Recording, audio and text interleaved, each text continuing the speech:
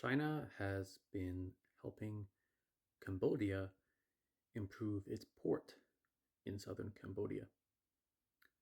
Most English articles that I've read on this have focused more on this in the context of US-China relations. People are worried that this port will be used by the Chinese Navy.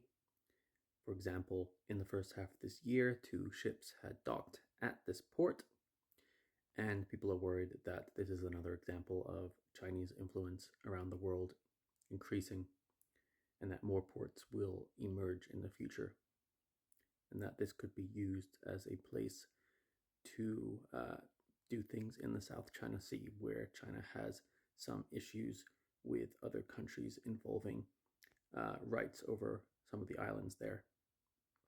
However, what I've not seen very much of, and if I have seen it, it's only been kind of a sentence, is what does Cambodia want out of this? Now, Cambodia is seen as a dictatorship that hurts human rights and freedom of speech in its country. However, its politics are a little bit more confusing than that.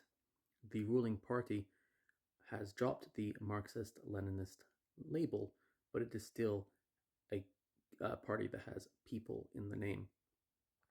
And one of the reasons that it has been criticized for being against human rights is that it helped end the other party in the country. There are other parties too, but one of the parties that it ended was its key opposition. One interesting thing about this opposition party, though, is that one of its stances was very anti-Vietnamese.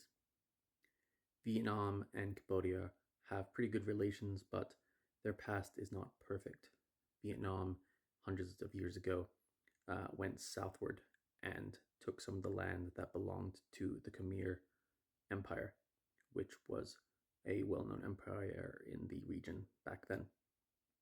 And then during the time of Pol Pot, the dictatorship most people know that comes from Cambodia, the Vietnamese came into Cambodia to kind of help deal with that situation.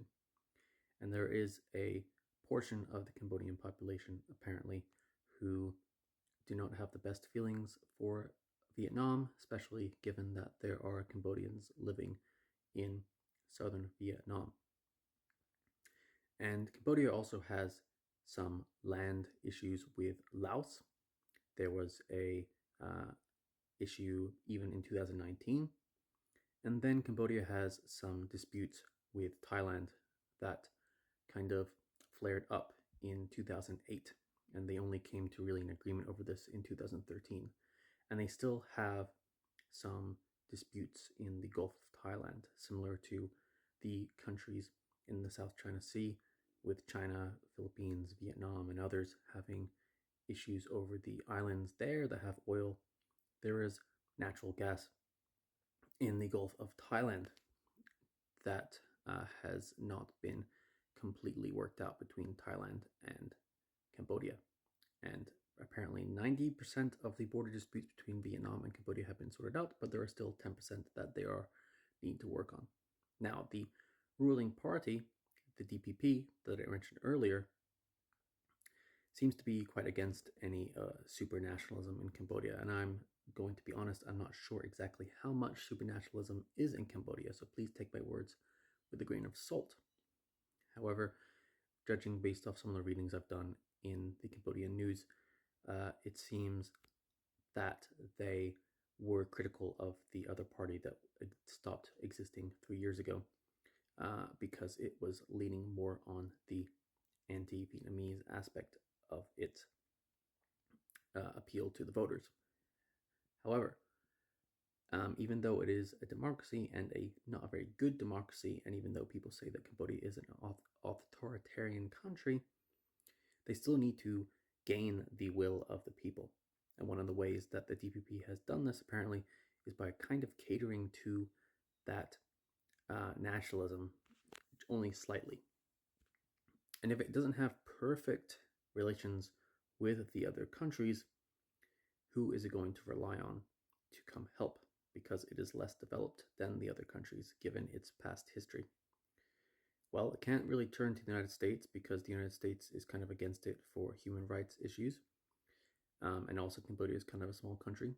So it turns to China that doesn't necessarily care as much about the issues of human rights and freedom of speech. And so Cambodia is in the situation where it wants to be strong and have strong defenses, just like the America does when it comes to situations, just like China does, or just like any country does. Because even though we say we're friends with everybody around us, if situations ever went south, who knows what would have happened, right? War can happen, but I do not think it's going to happen anytime soon. But just trying to explain this, and that we got to look at this situation with this port, not just in terms of US China relations, but also with Cambodia and its relationships with the other countries around it, and just technically a country wanting to survive. Cambodia has had a pretty fractured history in the past of relying on one country too much and being taken advantage of. Thailand and Vietnam were having influence in Cambodia, and then the French came along, and the Cambodia called on the French to kind of make it protectorate, and then it became a colony of the French. Then the Japanese came, and then during the Cold War, it tried to be neutral, but what ended up, because of the Vietnamese War, Civil War, not the best stuff happened, and then we had Pol Pot and a super communist regime. So when we look at situations like the port, it is important to look at the view of the actual country that's happening and not just the two superpowers. If you have any extra information on this, I would really like to know because it's quite interesting. Bye bye.